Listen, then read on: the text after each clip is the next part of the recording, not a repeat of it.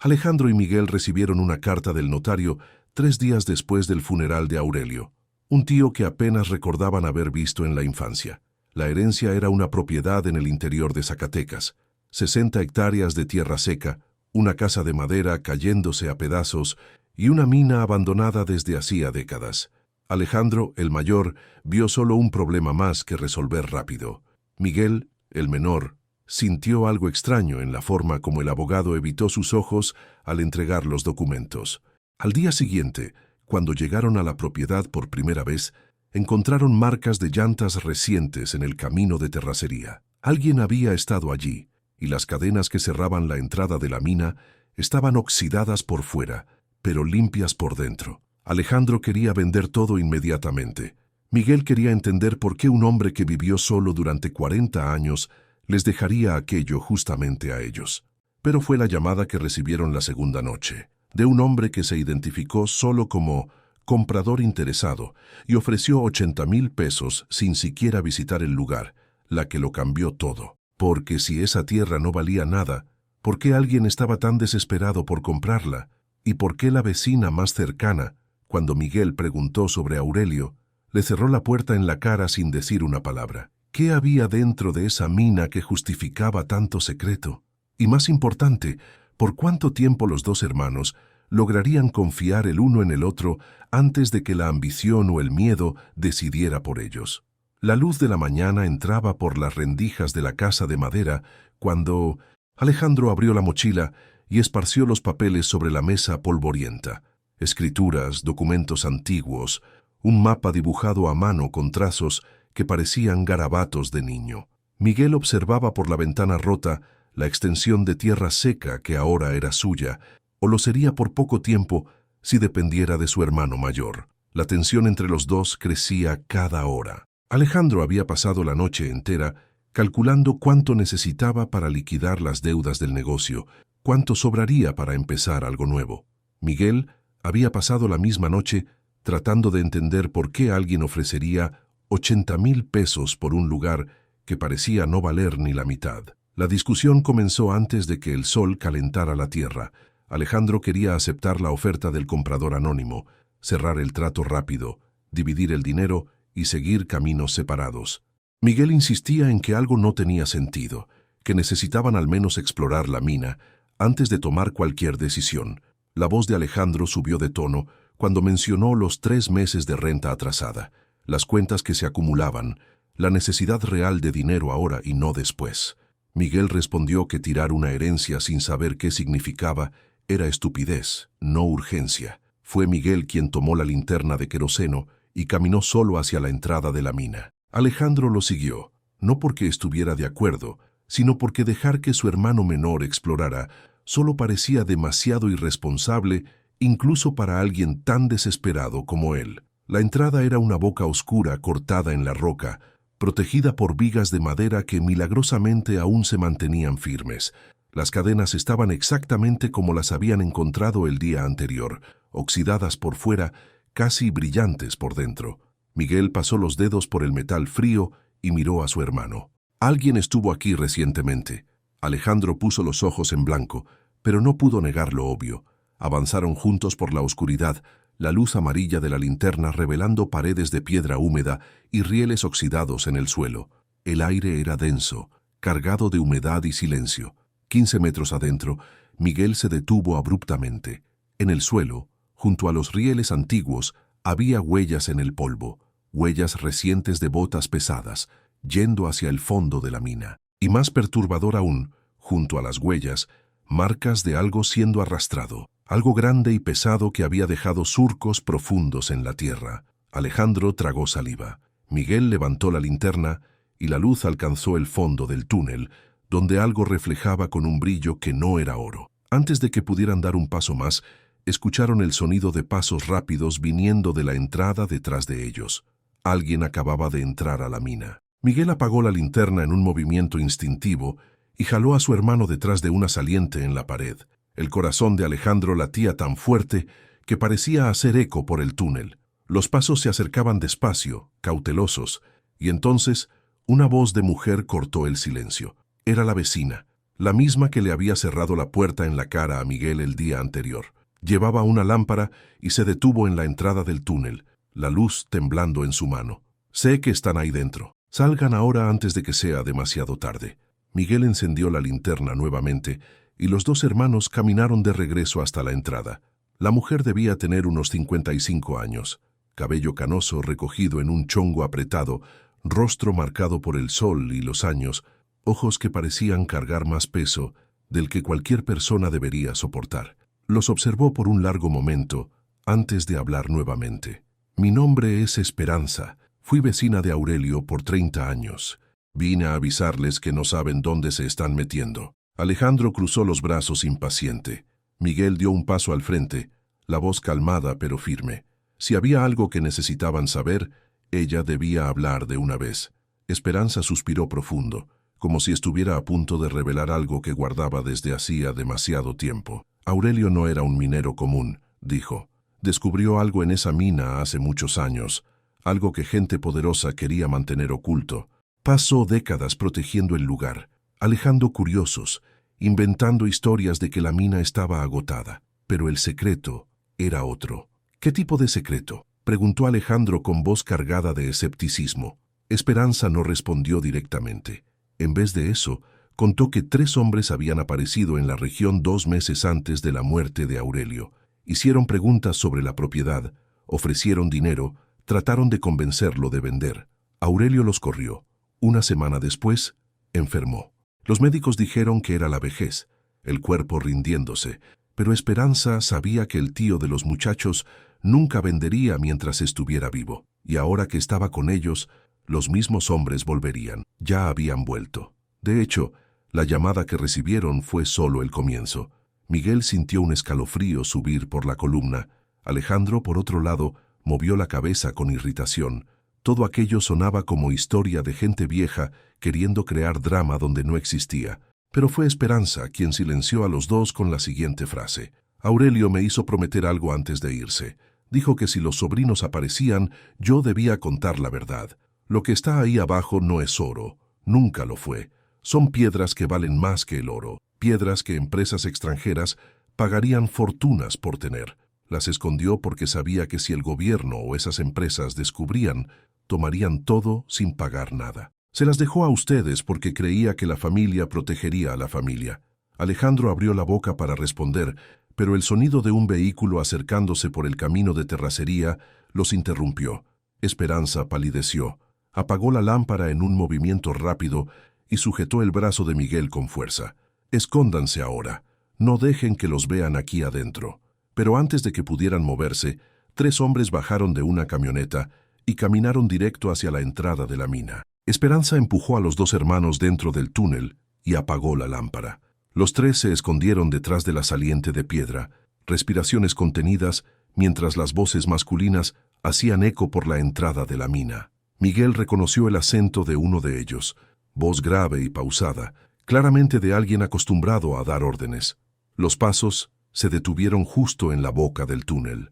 Uno de los hombres encendió una linterna, y el haz de luz barrió las paredes de piedra, pasando a pocos centímetros de donde estaban escondidos. ¿Hay alguien aquí? Las huellas están frescas.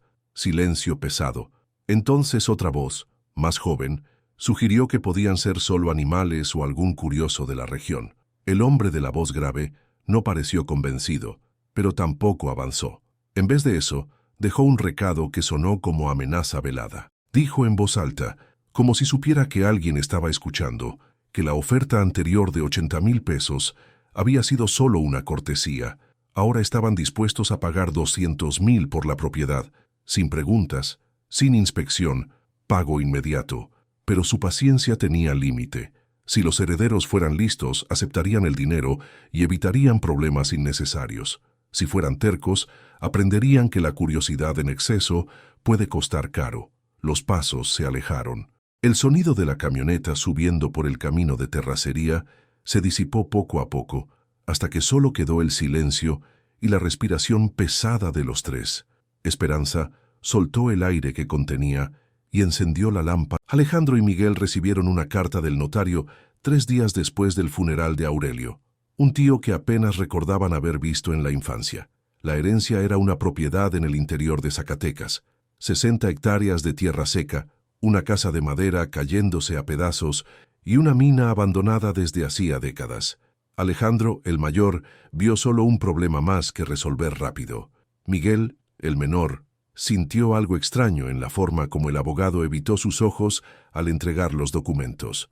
Al día siguiente, cuando llegaron a la propiedad por primera vez, encontraron marcas de llantas recientes en el camino de terracería. Alguien había estado allí, y las cadenas que cerraban la entrada de la mina estaban oxidadas por fuera, pero limpias por dentro. Alejandro quería vender todo inmediatamente. Miguel quería entender por qué un hombre que vivió solo durante 40 años les dejaría aquello justamente a ellos. Pero fue la llamada que recibieron la segunda noche, de un hombre que se identificó solo como comprador interesado y ofreció 80,000 pesos sin siquiera visitar el lugar, la que lo cambió todo. Porque si esa tierra no valía nada, ¿por qué alguien estaba tan desesperado por comprarla? ¿Y por qué la vecina más cercana, cuando Miguel preguntó sobre Aurelio, le cerró la puerta en la cara sin decir una palabra? ¿Qué había dentro de esa mina que justificaba tanto secreto? Y más importante, ¿por cuánto tiempo los dos hermanos lograrían confiar el uno en el otro antes de que la ambición o el miedo decidiera por ellos? La luz de la mañana entraba por las rendijas de la casa de madera cuando Alejandro abrió la mochila y esparció los papeles sobre la mesa polvorienta. Escrituras, documentos antiguos, un mapa dibujado a mano con trazos que parecían garabatos de niño. Miguel observaba por la ventana rota la extensión de tierra seca que ahora era suya, o lo sería por poco tiempo si dependiera de su hermano mayor. La tensión entre los dos crecía cada hora. Alejandro había pasado la noche entera calculando cuánto necesitaba para liquidar las deudas del negocio, cuánto sobraría para empezar algo nuevo. Miguel había pasado la misma noche tratando de entender por qué alguien ofrecería 80,000 pesos por un lugar que parecía no valer ni la mitad. La discusión comenzó antes de que el sol calentara la tierra. Alejandro quería aceptar la oferta del comprador anónimo, cerrar el trato rápido, dividir el dinero y seguir caminos separados. Miguel insistía en que algo no tenía sentido, que necesitaban al menos explorar la mina antes de tomar cualquier decisión. La voz de Alejandro subió de tono cuando mencionó los 3 meses de renta atrasada, las cuentas que se acumulaban, la necesidad real de dinero ahora y no después. Miguel respondió que tirar una herencia sin saber qué significaba era estupidez, no urgencia. Fue Miguel quien tomó la linterna de queroseno y caminó solo hacia la entrada de la mina. Alejandro lo siguió, no porque estuviera de acuerdo, sino porque dejar que su hermano menor explorara solo parecía demasiado irresponsable incluso para alguien tan desesperado como él. La entrada era una boca oscura cortada en la roca, protegida por vigas de madera que milagrosamente aún se mantenían firmes. Las cadenas estaban exactamente como las habían encontrado el día anterior, oxidadas por fuera, casi brillantes por dentro. Miguel pasó los dedos por el metal frío y miró a su hermano. Alguien estuvo aquí recientemente. Alejandro puso los ojos en blanco, pero no pudo negar lo obvio. Avanzaron juntos por la oscuridad, la luz amarilla de la linterna revelando paredes de piedra húmeda y rieles oxidados en el suelo. El aire era denso, cargado de humedad y silencio. 15 metros adentro, Miguel se detuvo abruptamente. En el suelo, junto a los rieles antiguos, había huellas en el polvo, huellas recientes de botas pesadas, yendo hacia el fondo de la mina. Y más perturbador aún, junto a las huellas, marcas de algo siendo arrastrado, algo grande y pesado que había dejado surcos profundos en la tierra. Alejandro tragó saliva. Miguel levantó la linterna y la luz alcanzó el fondo del túnel, donde algo reflejaba con un brillo que no era oro. Antes de que pudieran dar un paso más, escucharon el sonido de pasos rápidos viniendo de la entrada detrás de ellos. Alguien acababa de entrar a la mina. Miguel apagó la linterna en un movimiento instintivo y jaló a su hermano detrás de una saliente en la pared. El corazón de Alejandro latía tan fuerte que parecía hacer eco por el túnel. Los pasos se acercaban despacio, cautelosos, y entonces una voz de mujer cortó el silencio. Era la vecina, la misma que le había cerrado la puerta en la cara a Miguel el día anterior. Llevaba una lámpara y se detuvo en la entrada del túnel, la luz temblando en su mano. «Sé que están ahí dentro». Salgan ahora antes de que sea demasiado tarde. Miguel encendió la linterna nuevamente y los dos hermanos caminaron de regreso hasta la entrada. La mujer debía tener unos 55 años, cabello canoso recogido en un chongo apretado, rostro marcado por el sol y los años, ojos que parecían cargar más peso del que cualquier persona debería soportar. Los observó por un largo momento antes de hablar nuevamente. Mi nombre es Esperanza. Fui vecina de Aurelio por 30 años. Vine a avisarles que no saben dónde se están metiendo. Alejandro cruzó los brazos impaciente. Miguel dio un paso al frente, la voz calmada pero firme. Si había algo que necesitaban saber, ella debía hablar de una vez. Esperanza suspiró profundo, como si estuviera a punto de revelar algo que guardaba desde hacía demasiado tiempo. Aurelio no era un minero común, dijo. Descubrió algo en esa mina hace muchos años, algo que gente poderosa quería mantener oculto. Pasó décadas protegiendo el lugar, alejando curiosos, inventando historias de que la mina estaba agotada. Pero el secreto era otro. ¿Qué tipo de secreto?, preguntó Alejandro con voz cargada de escepticismo. Esperanza no respondió directamente. En vez de eso, contó que 3 hombres habían aparecido en la región 2 meses antes de la muerte de Aurelio. Hicieron preguntas sobre la propiedad, ofrecieron dinero, trataron de convencerlo de vender. Aurelio los corrió. Una semana después, enfermó. Los médicos dijeron que era la vejez, el cuerpo rindiéndose, pero Esperanza sabía que el tío de los muchachos nunca vendería mientras estuviera vivo, y ahora que estaba con ellos, los mismos hombres volverían. Ya habían vuelto. De hecho, la llamada que recibieron fue solo el comienzo. Miguel sintió un escalofrío subir por la columna. Alejandro, por otro lado, movió la cabeza con irritación. Todo aquello sonaba como historia de gente vieja queriendo crear drama donde no existía. Pero fue Esperanza quien silenció a los dos con la siguiente frase. Aurelio me hizo prometer algo antes de irse. Dijo que si los sobrinos aparecían, yo debía contar la verdad. Lo que está ahí abajo no es oro. Nunca lo fue. Son piedras que valen más que el oro. Piedras que empresas extranjeras pagarían fortunas por tener. Las escondió porque sabía que si el gobierno o esas empresas descubrían, tomarían todo sin pagar nada. Se las dejó a ustedes porque creía que la familia protegería a la familia. Alejandro abrió la boca para responder, pero el sonido de un vehículo acercándose por el camino de terracería los interrumpió. Esperanza palideció, apagó la lámpara en un movimiento rápido y sujetó el brazo de Miguel con fuerza. Escóndanse ahora, no dejen que los vean aquí adentro. Pero antes de que pudieran moverse, 3 hombres bajaron de una camioneta y caminaron directo hacia la entrada de la mina. Esperanza empujó a los 2 hermanos dentro del túnel y apagó la lámpara.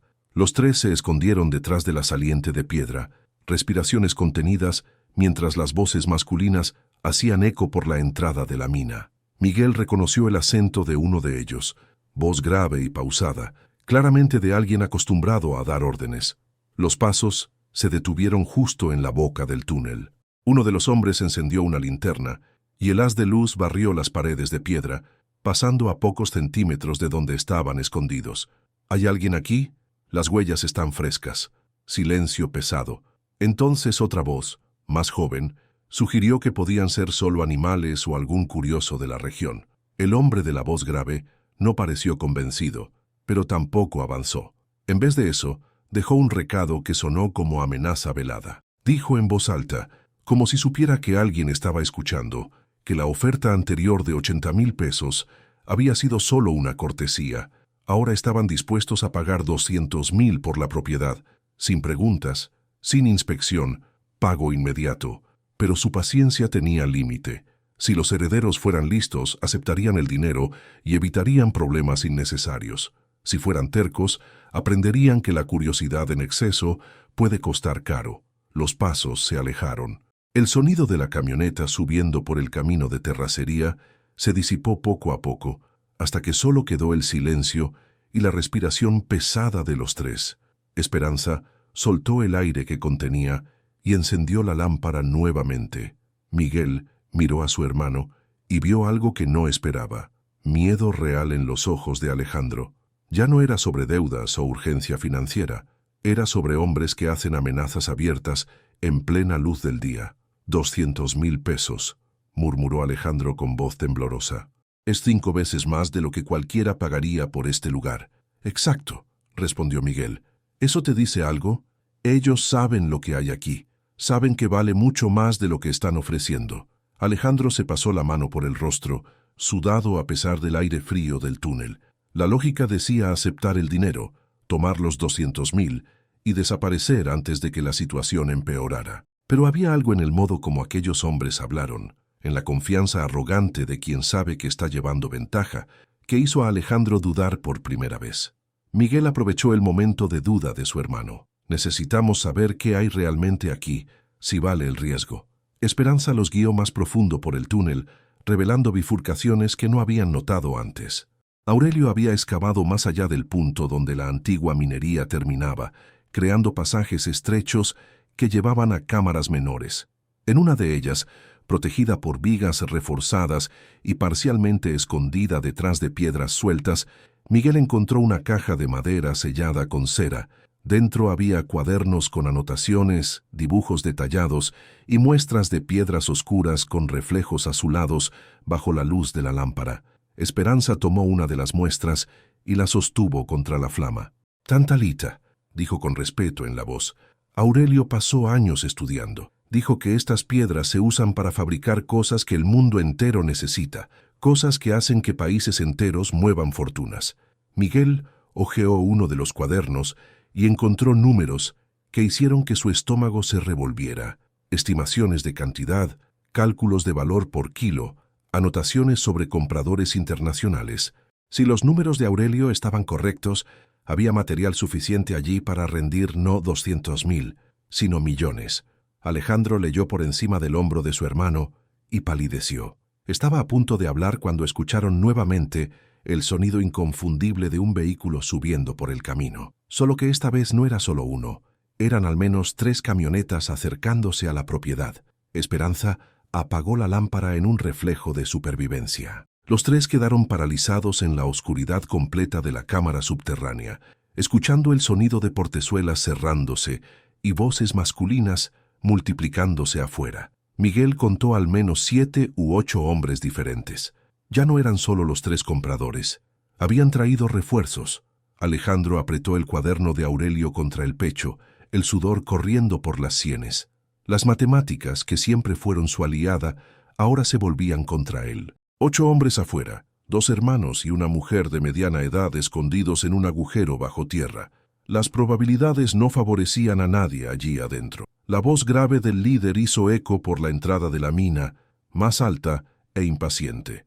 Esta vez ya no fingía cortesía. Sabía que los herederos estaban en la propiedad. Las huellas y la casa revisada lo probaban. Dio un ultimátum simple. Tenían 10 minutos para salir y negociar, o los hombres entrarían a buscarlos. Y cuando eso sucediera, la conversación sería muy diferente. Miguel sintió la mano de Esperanza temblando al sujetar su brazo. Susurró que había otra salida, un pasaje que Aurelio mantenía secreto, pero necesitarían arrastrarse por casi 50 metros en la oscuridad antes de alcanzarla. «No tenemos opción», dijo Miguel, y Alejandro, por primera vez en todo ese viaje, estuvo de acuerdo sin discutir. Esperanza los guió hasta una grieta en la pared que parecía solo una rajadura natural en la piedra. Era necesario comprimirse de lado para pasar, y del otro lado, el pasaje se convertía en un corredor bajo donde necesitaban avanzar en 4 patas. La oscuridad era absoluta. Miguel iba adelante, siguiendo las instrucciones susurradas de Esperanza, las manos palpando piedra húmeda y tierra suelta. Detrás de ellos, escucharon el sonido de botas entrando a la mina y voces reverberando por los túneles. Los hombres habían comenzado la búsqueda. El pasaje estrecho parecía no tener fin. Miguel sentía el peso de la montaña sobre su cabeza, la imposibilidad de darse vuelta o retroceder si algo salía mal. Alejandro respiraba con dificultad detrás de él, claramente luchando contra el pánico de estar confinado en ese espacio apretado. Pero fue justamente cuando la desesperación comenzaba a apoderarse de ellos que Miguel sintió una corriente de aire fresco tocando su rostro. El pasaje se ensanchaba. Esperanza encendió la lámpara nuevamente y reveló que estaban en una cámara diferente, más grande, con una abertura natural en la roca que daba a un valle en la parte trasera de la propiedad. Salieron uno a uno a la luz del día, sucios de tierra, sudados, pero libres. Miguel miró hacia atrás y vio el humo de linternas moviéndose dentro de la mina principal. Los hombres aún estaban buscando. Esperanza señaló un sendero que bajaba por el valle hacia un camino secundario. Si caminaban rápido, llegarían al pueblo antes del anochecer.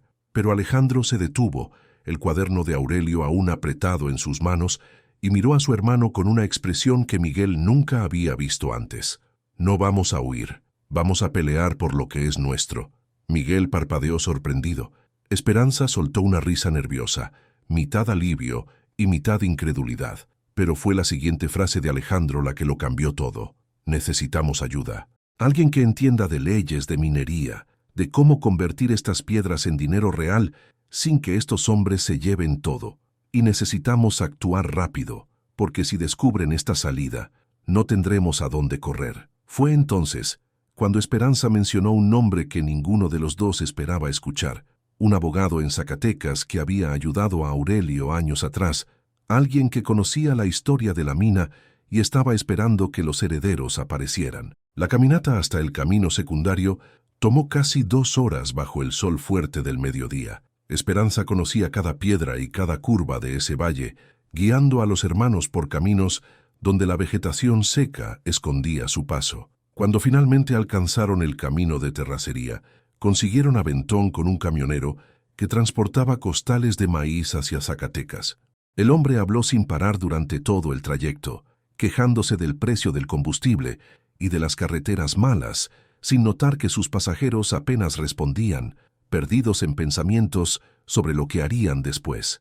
El despacho del abogado quedaba en una calle tranquila del centro, una casona antigua con paredes descascaradas y una placa de madera en la puerta. Rodrigo Campos, el nombre grabado en letras que el tiempo casi había borrado. Esperanza tocó 3 veces. Una pausa, después 2 más. Un código. La puerta se abrió y un hombre alto, delgado, con lentes de armazón grueso y cabello completamente blanco, los recibió con un gesto silencioso. «Entren rápido», dijo, mirando hacia la calle antes de cerrar la puerta con pestillo. El interior del despacho olía a papel viejo y humo de cigarro. Pilas de expedientes se acumulaban en cada rincón y un mapa grande de Zacatecas cubría una pared entera, marcado con docenas de alfileres de colores. Rodrigo sirvió agua en una jarra de barro y se sentó detrás del escritorio pesado de madera. Sus ojos se fijaron en el cuaderno que Alejandro aún sostenía. Aurelio me dijo que si algo le pasaba, ustedes vendrían. Pasé los últimos 2 meses esperando. Miguel se inclinó hacia adelante, ansioso. Rodrigo explicó que había sido abogado de Aurelio por más de 15 años, ayudándolo a mantener la propiedad legalmente protegida contra intentos de expropiación. Aurelio había documentado todo, los yacimientos de Tantalita, los mapas detallados, incluso conversaciones que tuvo con representantes de empresas extranjeras interesadas en el mineral. El viejo minero sabía exactamente lo que poseía y, más importante aún, sabía cómo protegerlo. El problema es que la tantalita no es cualquier mineral, continuó Rodrigo. Se considera estratégico. El gobierno puede reclamar derechos sobre yacimientos. Las empresas pueden entrar con demandas, y hombres como los que ustedes encontraron no tienen escrúpulos cuando hay dinero de por medio. Entonces, ¿qué hacemos?, preguntó Alejandro con voz cargada de frustración. Rodrigo abrió un cajón y sacó un sobre sellado con cera. Aurelio pasó 3 años negociando con una empresa canadiense que trabaja con minería responsable. Finalizó todo 6 meses antes de enfermarse. Trajo este sobre personalmente. Me hizo prometer que lo entregaría solo a los sobrinos. Los contratos ya están firmados por él y por los representantes de la empresa. Acordaron pagar el valor justo por el mineral, respetando todas las leyes mexicanas. 48 millones de pesos, pagados en 2 parcialidades después de la extracción y procesamiento. Pero hay una condición. ¿Cuál?, preguntó Miguel. Ustedes necesitan probar que son los legítimos propietarios y que tienen control de la propiedad. Si los hombres que están allá toman posesión, aunque sea ilegalmente, van a crear disputas judiciales que pueden durar años. Y mientras tanto, nadie recibe nada. Alejandro golpeó la mesa con rabia. Entonces estamos atrapados. Ellos están en la propiedad ahora, probablemente buscando las piedras. Y nosotros aquí sin poder hacer nada. Rodrigo movió la cabeza despacio. Aurelio también previó eso. Registró una cláusula de preservación ambiental que impide cualquier actividad minera sin autorización documentada de los herederos. Puedo entrar con una orden judicial, pero necesito que ustedes firmen los documentos ahora y que confíen en el proceso. Miguel miró a su hermano. Por primera vez en días estaban del mismo lado. Firmaron todo lo que Rodrigo puso frente a ellos. El abogado garantizó que los papeles serían protocolados antes del fin del día. Pero cuando estaban a punto de salir, Esperanza sujetó el brazo de Miguel y susurró algo que hizo que la sangre se helara en sus venas. Los hombres que están en la mina. El líder de ellos es el mismo que ofreció dinero a Aurelio hace meses y tiene conexiones con gente poderosa en la región. Rodrigo levantó los ojos por encima de los lentes y preguntó qué tipo de conexiones. Esperanza dudó, como si estuviera pesando cuánto debía revelar. Entonces contó que el líder del grupo, un hombre que todos en la región conocían solo como Damián, tenía negocios con dueños de tierras, políticos locales e incluso con inspectores que debían proteger contra minería ilegal. Aurelio había peleado con él años atrás, cuando Damián intentó comprar propiedades vecinas para esconder operaciones no autorizadas. El viejo minero denunció todo lo que sabía, pero las investigaciones nunca avanzaron. Dinero e influencia cerraron bocas y archivaron papeles. Miguel sintió la rabia subir por la garganta. Entonces estamos luchando contra alguien que tiene el sistema de su lado. Rodrigo movió la cabeza con calma. No todo el sistema. Tengo contactos que pueden ayudar, fiscales que no se venden, jueces que toman la ley en serio. Pero necesitan darme tiempo, 2 días, tal vez 3, para conseguir la orden de desalojo y protección policial para la propiedad. 3 días es demasiado tiempo, replicó Alejandro. Pueden sacar las piedras, destruir evidencias o peor. Por eso ustedes no van a volver allá, respondió Rodrigo con firmeza. Van a quedarse escondidos hasta que yo consiga los documentos necesarios. Hay una casa en las afueras donde pueden hospedarse. Nadie los encontrará. Miguel estuvo de acuerdo, pero Alejandro permaneció tenso. La idea de esperar mientras otros invadían lo que era suyo por derecho corroía su paciencia. Esperanza ofreció quedarse con ellos. Dijo que ya no tenía nada que perder y que le debía eso a Aurelio. Los 3 fueron llevados a una casa sencilla en el límite de la ciudad, lugar discreto rodeado de árboles y muros bajos. Rodrigo trajo comida, agua y prometió volver con noticias tan pronto como fuera posible. La primera noche fue larga y silenciosa. Miguel pasó horas leyendo los cuadernos de Aurelio, absorbiendo cada detalle sobre las piedras, sobre el proceso de extracción, sobre los cuidados que el tío había tomado para preservar todo de forma correcta. Había un respeto profundo en aquellas páginas, un hombre que entendía el valor de lo que tenía, pero se rehusaba a destruir la tierra para conseguirlo. Alejandro, por su parte, se quedó despierto calculando y recalculando los 48 millones, dividiendo mentalmente entre deudas, inversiones y la oportunidad de recomenzar sin el peso que cargaba desde hacía años. A la mañana siguiente, Rodrigo volvió con